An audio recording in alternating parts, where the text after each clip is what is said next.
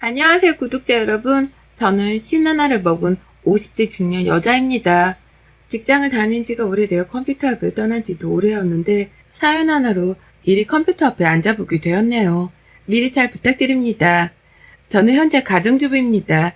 애가 둘인데 애들도 다 커서 제가 더 이상 뒷바라지를 할 일이 없고요.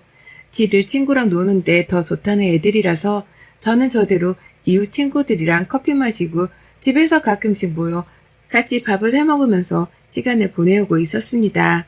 요즘은 남편이 몸 관리를 해야겠다며 주말마다 등산을 하자고 하길래 주말도 나름 보람차게 보내며 사는 중이었고요. 사는 게 그저 유했다 보니 저는 걱정이랄 것이 없는 편이었습니다.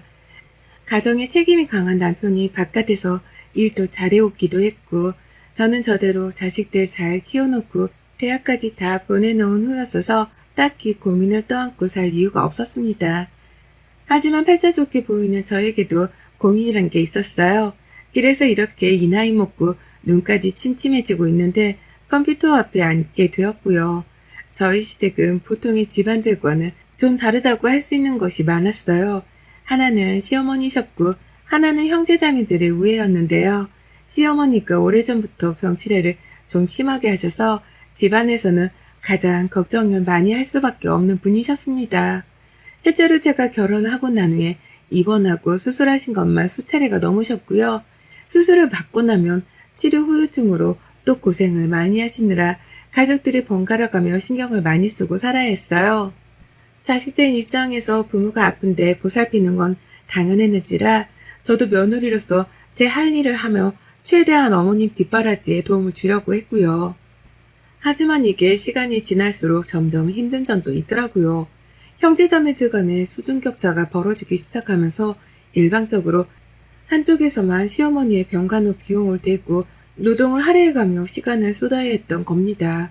가장 힘든 건 맏며느리인 저였고요. 남편한테는 위로 누나가 하나 있고 밑으로는 남동생이랑 여동생이 하나씩 있습니다. 사실상 남편이 장남이라서 시어머니를 가장 각별하게 챙기긴 했으나 남편 혼자서 시어머니 뒷바라지를 하는 게 한계가 있었죠. 어머님이 지방에 살고 계시기도 했는데 남편은 서울에서 직장을 다녀야 했다 보니까 쉽사리 어머님과 왕래를 할 수 없었던 겁니다. 그 바람에 같은 도시에 살고 있던 도련님께서 시어머니 집으로 왕래를 해가며 어머님을 보살폈고요. 병원에 갈 일이 있거나 도움이 필요하면 직접 어머님을 챙겨가면서 지내주셨죠. 저희는 그게 감사하다고 따로 도련님께 돈을 붙여드리며 금전적인 도움을 주려 했고요. 하지만 이게 지속이 될수록 저희 남편과 도련님 쪽에서만 일방적으로 돈을 쓰게 되며 힘든 점이 한둘이 아니더라고요. 저희 애들도 대학을 가게 되어 등록금을 내줘야 했고 도련님네도 살림이 팍팍한데 어머니 병치레는 날이 갈수록 늘어가다 보니 서로가 부담을 느끼기 시작했죠. 도련님이 힘들어 죽겠으니 직장을 그만두고 지방으로 내려오라 화를 내실 때마다 남편도 참 난감해했었고 그렇다고 갑자기 시어머니를 서울집에 모셔올 수도 없는 노릇이어서 각자가 각자의 입장에서 난처했습니다. 제 아무리 시어머니랑 갈등 없이 잘 지내고 있었다고는 하지만 그렇다고 해서 제가 시어머니를 모시고 싶은 마음도 없었고요. 그런데 그 와중에 어머님은 자식들한테 모두가 다 공평히 재산을 나눠주겠다고만 말씀을 하셨답니다. 재산이라고 해봤자 지금 살고 있는 지방의 전원주택 하나와 인근에 있는 산 대지 몇 평이 전부였었는데요. 자신의 병치레를 도와주고 간호해주고 있는 아들들한테만 나눠주는 게 아니라 전혀 신경을 쓰지 않고 지내고 있는 시누이들한테까지 싹 다 공평히 나눠줄 거라고만 하시더라고요. 그러니 남편이랑 도련님 입장에서는 억울하잖아요. 제 3자나 다름없는 제가 보더라도 이건 공평한 게 아니란 생각에 화가 좀 났습니다. 그러다 결국 남편이 먼저 총대를 메고서는 형제들을 불렀고요. 지난해 추석 코로나 이후 정말 오래간만에 온 가족들이 시댁에서 만나 대화를 나눴어요. 대화를 한참 나누고 나서야 서로 시어머니를 번갈아 챙기는 게 맞다는 남편과 도련님 그리고 막내 시누이가 한편이 되었고요. 자식 키우느라 정신없어서 못한다고 하는 큰 시누이가 혼자 맞선 채로 의견이 팽팽하게 맞섰답니다. 큰 시누이는 늦지막히 결혼을 해서 애를 셋 낳았거든요. 막내 아이가 아직 고등학생이고요. 자기 아들 뒷바라지를 해야 해서 시어머니를 챙길 수 없단 말로 시어머니를 나물라라며 한참 동안 형제들과의 대화를 일방적으로 거절했어요. 여자는 출가 외인이니까 친정일에 돈까지 들어가면서 나설 수 없다는 말로 끝까지 자신을 대변했는데요. 그런 와중에도 시어머니가 재산을 공평하게 나눠줄 거라고 하신 것에 대해서는 끝까지 부정도 안 하고 받으려고만 하더라고요. 힘든 일을 하고 싶지는 않은데 재산은 공평하게 나눠받고 싶다는 큰 신우의 못된 신부가 훤히 보였던 날이었습니다. 그 꼴을 보며 저나 나머지 식구들은 모두 한마음 한뜻으로 큰 신우를 원망했고요. 그렇게 대화가 제대로 끝나지도 않은 채 일방적으로 종료가 되었어요. 자기 애가 공부를 해야 해서 얼른 가봐야겠다며 큰 신우이가 먼저 시댁을 떠났거든요. 그 바람에 나머지 식구들도 어영부영 하다가 제대로 된 결론을 내리지도 못한 채 각자의 집으로 해산을 했고요. 형제자매가 많으면 이런 크고 작은 사소한 돈 문제가 큰 갈등을 일으키구나 싶은 마음에 얼마나 씁쓸하고 또 안타까웠는지 모릅니다. 사는 게 풍족하지 못하면 말년에 이런 꼴을 당하는구나 싶어서 절대로 자식한테 돈을 퍼주기만 하지 말고 내 몸은 내가 챙기며 살아야겠다 싶기도 하더라고요. 그러다가 정말 뜻밖에도 큰 시누이에게서 먼저 연락을 받았어요. 큰 시누이가 남편한테 바로 전화를 한 게 아니라 저한테로 바로 연락을 해서는 의견을 구하더라고요.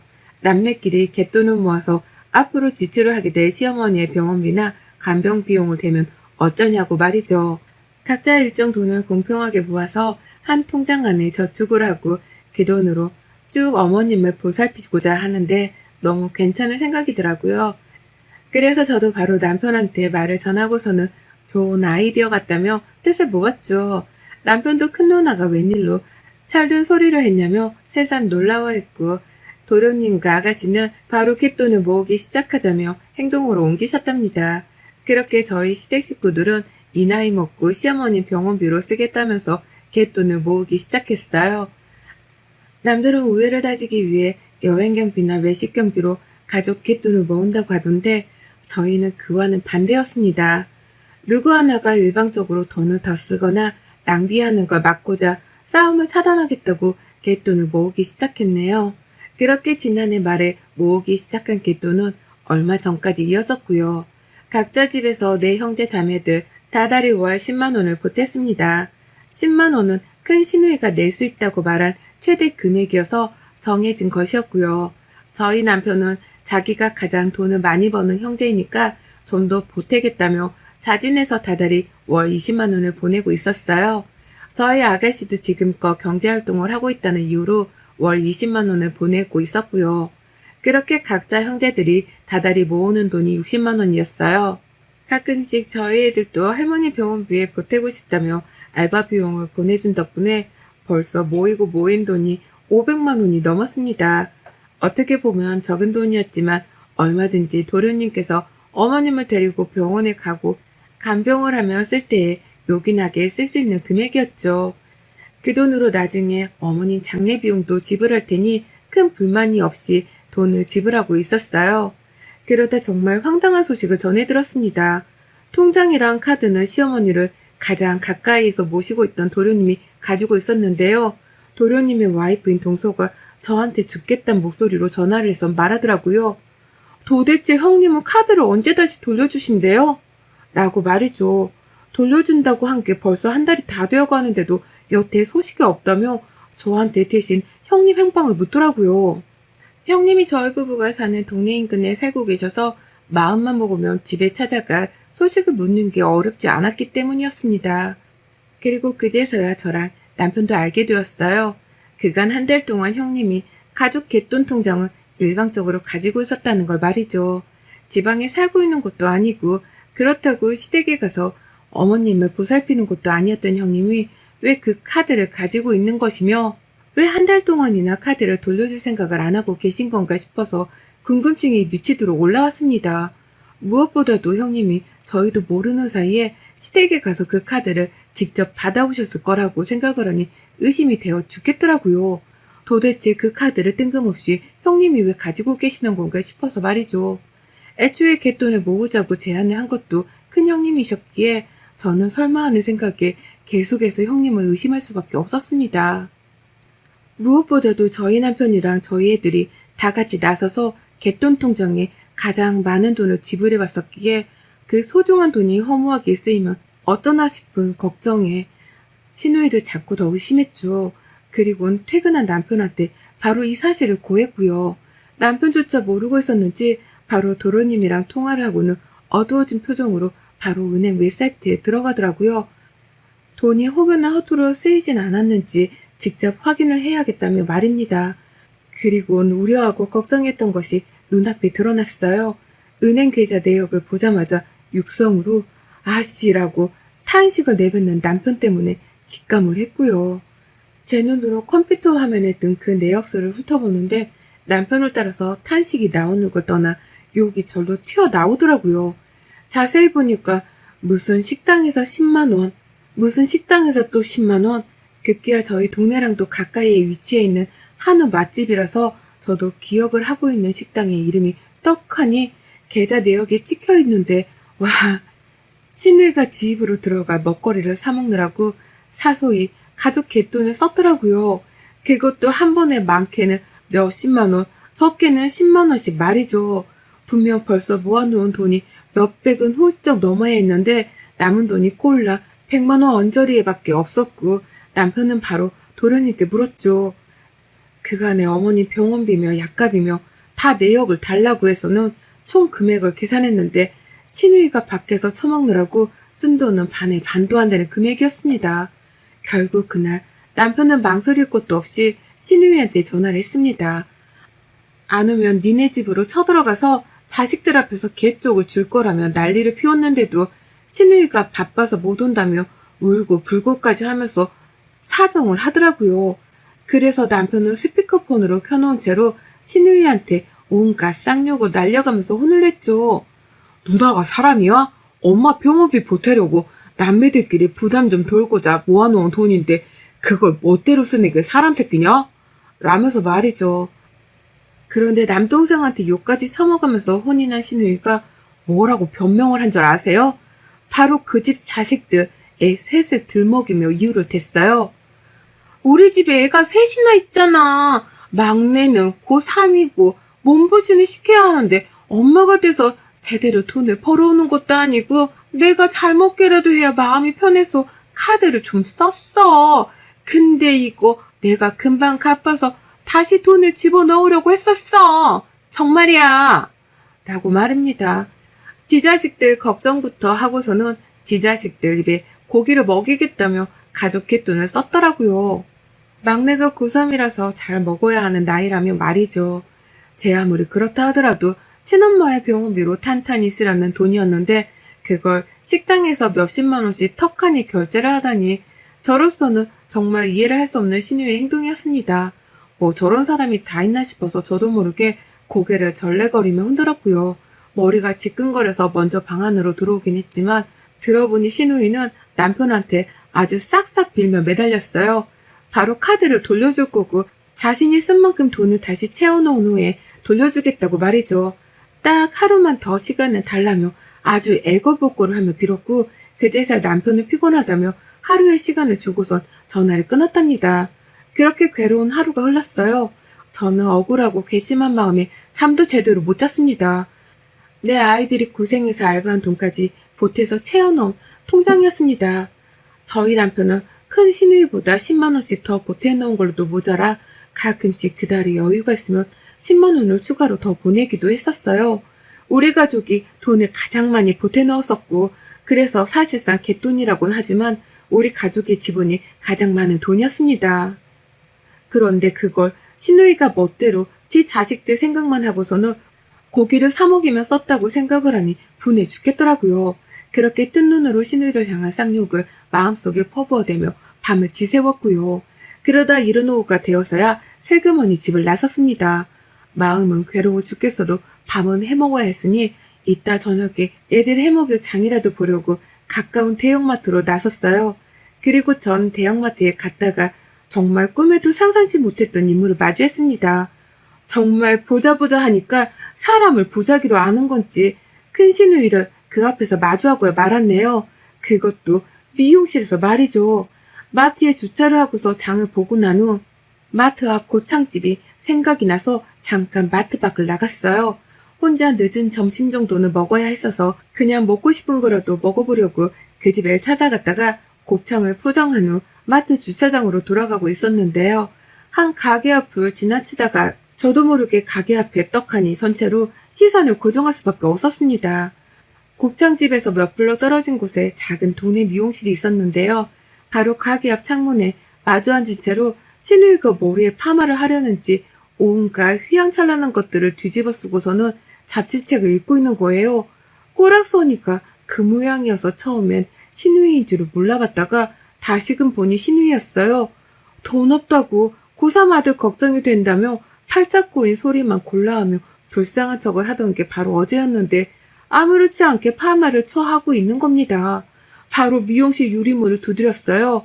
신우 얼굴로 말이죠. 신우는 기겁을 하며 창문 앞에 서 있던 저를 보고 소스라지게 놀랐고요. 저는 저대로 극고를 하고서 여태 도망을 안 치고 있는 신우의 태도에 놀래하며 미용실로 들어갔습니다. 신우이는 파마 기계에 머리가 고정되어 있어서 움직이지 못했어요. 고개도 반쯤 돌린 상태로만 너가 여기 어쩐 일이야? 라면서 저를 향한 놀란 기색을 못 숨기고 묻더라고요. 그리고 전 손에 쥐어든 곱창 포장 용기를 힘으로 짓눌러가며 화를 참은 채 물었습니다. 그간의 갯돈으로 쓴 돈은 다 물어내고 파마를 하시는 거죠, 형님? 라고 말이죠. 하지만 형님은 말씀이 없으셨어요. 이따 얘기를 하자며 저를 얼른 미용실 밖으로 나가라 떠미셨고 뒤에 있는 다른 손님들이 쳐다보는 게 수치스러웠던지 이상한 소리를 하네? 라고 하면서 저를 모르는 사람인 마냥 우스운 척을 하기도 하셨습니다. 그러자 형님이 얼른 파마기기를 치워달라며 미용사를 불렀고요. 저는 형님이 그 파마기기에서 머리털을 빼내는 순간까지 기다렸어요. 그리고 형님의 가방으로 추정이 되는 곳에서 지갑을 꺼내 들자마자 개똥 카드를 찾아냈죠. 누가 봐도 그 카드로 결제를 하려고 한 것 마냥 지갑 안에는 그 카드 하나밖에 들어있질 않았어요. 현금조차 없었죠. 제가 무슨 생각을 하고 있는지 눈치챈 건지 형님이 먼저 그러더라고요. 딱 이것만 하고 돌려주려고 했어.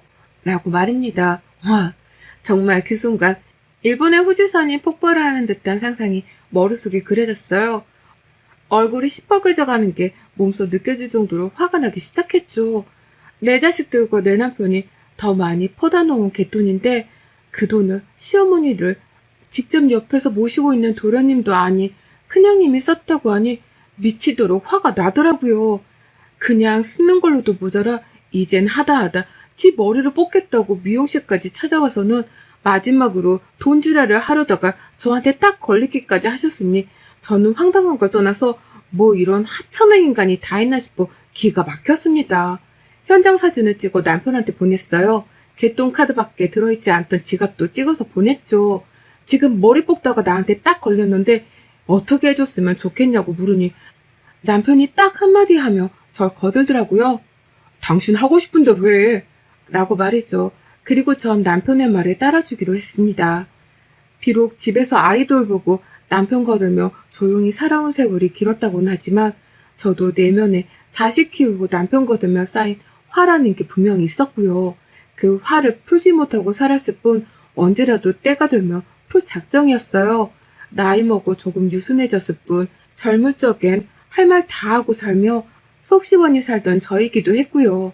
남의 돈 아까운 줄 모르고서 지 돈만 챙길 줄 알고 지들한테 얻어질 콩고물만 따져가며 챙기는 신우이의 저 거지 같은 근성이 정말 싫었습니다. 그러는 와중에 파마만 하고 카드를 돌려주려고 했던 이 말도 안 되는 억지를 이해하기 힘들었고 결국 팔자 좋게 잡지나 쳐보며 머리를 볶고 있던 신우이의 인생을 산산조각 내주 참이었네요. 막 미용사의 도움으로 억지로 기기를 끌고 머리를 풀어달라 요청을 하고 있던 신우이. 저는 그런 신우이의 뒤에서 미용사님을 밀어내고 제 손으로 신우이의 머리채를 잡았어요. 네, 제 손으로 신우가 뽀꾸려다만 그 머리채를 아주 불태워 싹 다 잘라버릴 참이었던 겁니다. 손에 잡으니 미끌미끌한 파마액이 다 묻어나더라고요. 그게 더 꼴보기 싫어서라도 더 빨리 신우를 해치우고자 했습니다.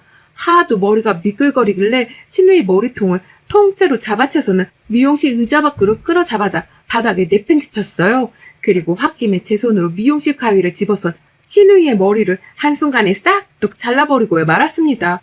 제가 허공으로 신우이 머리채를 잡아당기고 있는 상태에서 가위를 잘라버린 덕분에 가위질이 한결 수월했어요. 약간의 망설임이나 장애물 하나 없이 바로 잘려진 머리카락은 신우이 눈앞으로 떨어졌고요. 저는 감히 또 파마 따위는 하지도 못하도록 몇 번의 가위질을 더해서 신우 머리채를 아주 듬성듬성하게 커트를 잘해줬어요. 마치 누가 보면 6.25 전쟁을 막 벗어난 난민 마냥 제 눈에 보더라도 사람 꼴이 흉악해져 보일 정도로 아주 듬성듬성하게 머리를 잘라놨습니다.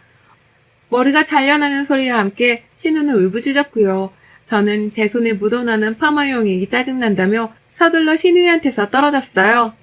파마해줄 필요 없어요. 2년이 어머님 병원비 된다고 가족끼리 모아놨던 갯돈을 훔쳐다가 지 자식들 고김 처먹인 걸도 모자라 지 머리 뽑겠다고 여기 온 겁니다. 파마 따위 해주지도 마세요. 라고 하며 미용실 사장님께 호소를 했고요. 더러워진 제 손을 치켜 세워 올리면서 이거 어디서 닦아야 해요? 라고 물으니 가게 사장님이랑 손님들이 일제히 저를 도와준다면서 미용실 안에 있던 세면대를 가르쳐 주시더라고요. 다들 저를 돕겠다며 일심동체가 되어서는 손가락으로 세면대를 지목하시는데 순간 그 모습이 너무 웃기고 든든해서 웃음이 나올 뻔한 걸 겨우 참았답니다. 저는 미용실 안에서 신의 머리카락을 잘라버리고 난동을 비운 후 제 손까지 친히 닦고선 입구에 놔뒀던 포장 곱창까지 잘 챙기고서는 미용실을 나왔어요. 뒤에서 여전히 신우는 파마를 하려다 머리채가 잘리고선 어안이 벙벙했던지 울부짖는 소리만 내며 일어설 기미를 보이지 않았는데요.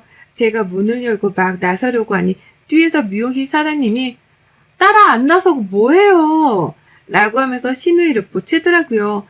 저를 따라서 빨리 가게를 좀 나가달라고 말이죠. 미용실에서 나오고 나자마자 괜히 가슴이 벌렁벌렁거려서 뒤를 다시 돌아보진 못했지만 아마 신우이는 가게 안에서도 푸대접을 받다 못해 결제를 할 돈이 없었다 보니 바로 정신을 차리고 미용실에 나왔을 겁니다. 저는 혼자 포장곱창을 곱게 챙겨서는 마트 주차장까지 돌아왔고요. 그제서야 차 안에서 마음을 진정시키고 남편한테 전화를 했어요. 당신이 나 하고 싶은 대로 하라고 하길래 내가 하고 싶은 대로 일을 저질렀다면서 말이죠. 그러니 남편은 딱 하나를 물었습니다. 카드는 챙겼어? 라는 질문을 말이죠. 남편이 원한 건 갯돈이든 카드 딱 하나였더라고요. 그래서 전 남편에게 임무 수행을 완료했다는 대답을 남기고 유유히 갯돈카드를 챙기곤 집으로 돌아왔습니다. 신우요? 온 가족들의 원망에 욕설을 내뱉으며 거의 소외를 시키기 시작하면서 이젠 태도를 완전히 바꿨어요. 갯돈이라는 꽁돈을 좀 얻어보려다가 이제 남매들이 번갈아 가면서 쓴 갯돈을 돌려놓으라고 빚독촉을 하기 시작한 바람에 스스로 숨고 피하고 도망치려고 엄청나게 발버둥을 치는 중이랍니다. 집으로 전화했더니만 제 목소리를 듣자마자 도망치듯 끊어버리기도 했고 집으로 찾아가겠다고 하니 또 저번처럼 애원하며 당장 돈을 갚겠다며 돈 10,000원을 계좌이체로 보내기까지 했네요. 그런 식으로 앞으로도 신우가 쓴 돈만큼 저희는 번갈아가며 신우한테 독촉 전화를 날릴 계획이랍니다. 매번 돈 10,000원씩 이체받는다고 해도 언젠가는 다 돌려받을 수 있을 테니까요. 아이고 우리 신우 꽁돈 한번 얻어보려다 인생이 극도로 피곤해지게 생겼네요. 여러분의 생각은 댓글로 남겨주세요. 오늘도 시청해주셔서 정말 감사합니다.